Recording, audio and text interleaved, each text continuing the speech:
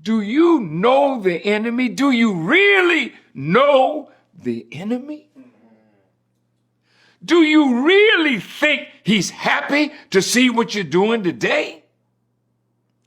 Do you really think that he will not hesitate to destroy us when he sees his end in sight?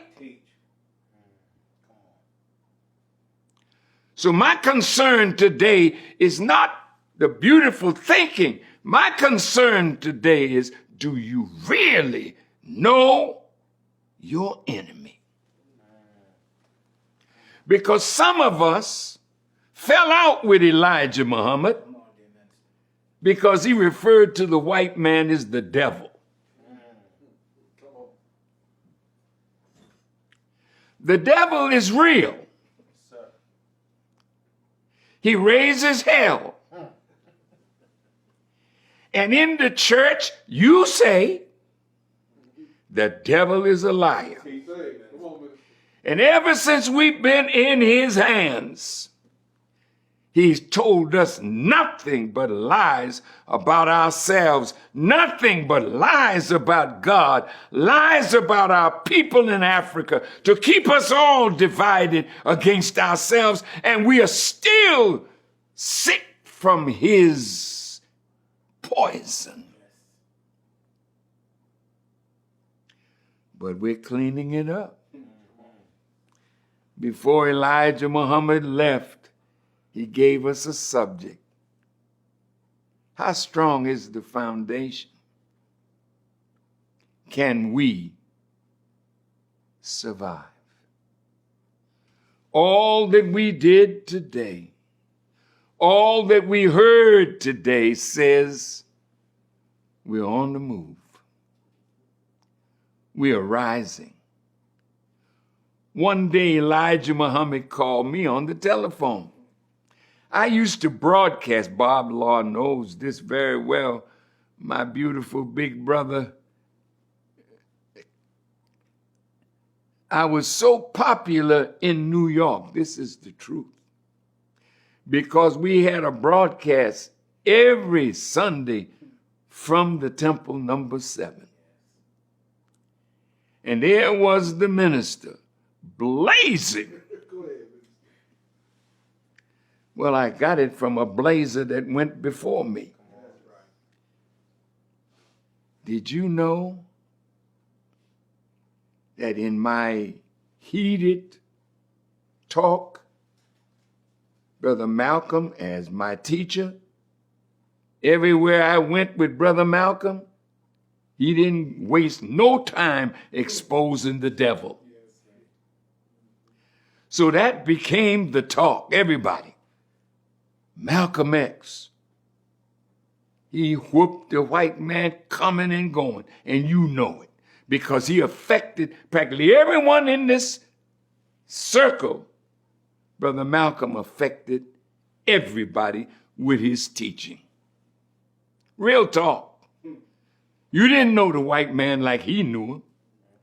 And Malcolm made sure all of us knew him. Yes, sir. And we got uncomfortable. When I was his young student in New York, I used to watch the intellectuals, the learned ones. When Brother Malcolm was speaking on 125th Street and 7th Avenue at Elder Mishaw's bookstore, big gatherings, Malcolm would lay it down. And the learned ones would come, stay across the street, hear Brother Malcolm, and keep on stepping. Real talk. But after a while, they understood him. And they loved him. But to love Malcolm, you couldn't love the enemy. Once you came under his teaching, we respect the enemy, but love? No. Love was for you. Love was for us who learned to hate each other from his teaching to us. But now we're wide awake. Did you know Elijah Muhammad called me one day? He said, "Brother, I don't want you to use that term devil anymore. In fact, the week before that, I was beating the enemy so bad over the radio in New York, he called me and said these words, 'Brother, I wish you'd stop throwing trash in a well I'm trying to get a drink of water out of,' and hung up the phone." I said, "Well, I was just teaching the teachings. What's the trash?" See, trash is something, the residue. You've eaten the best part of it, but the trash is the covering, the packaging, and you can't eat the packaging, so you throw it away. He didn't tell us other than the truth, but what he told us in another way, he said the white man made us other than ourselves. Wasn't that a nice way to say it? In other words, he made us into himself. So I can't say the white man is the only devil.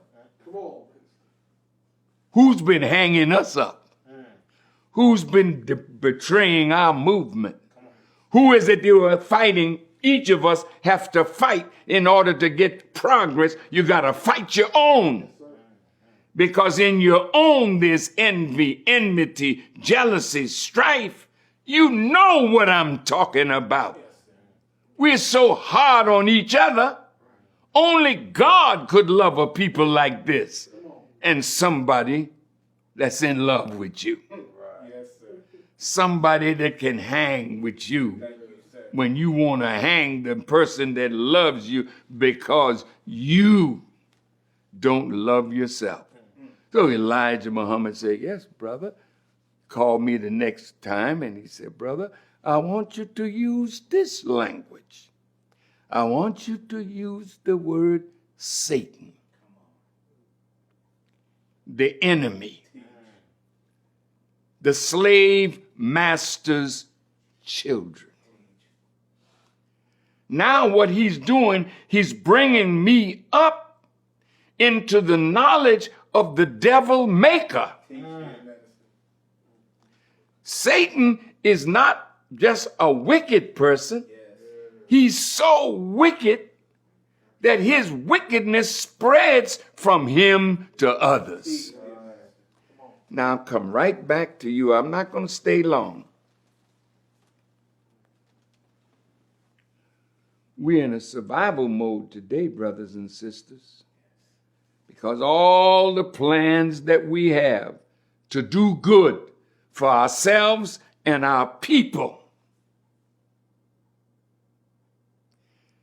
if we don't survive, we can't do it. And we live now in the valley of the shadow of death. And what I met when I first came in the nation, we charge genocide. Yes, sir. They want to kill an entire people because we are the next inheritors of rulership over the planet. He already knows this. He knows our future, but he don't intend for us to see that future. He's upset because we are rising.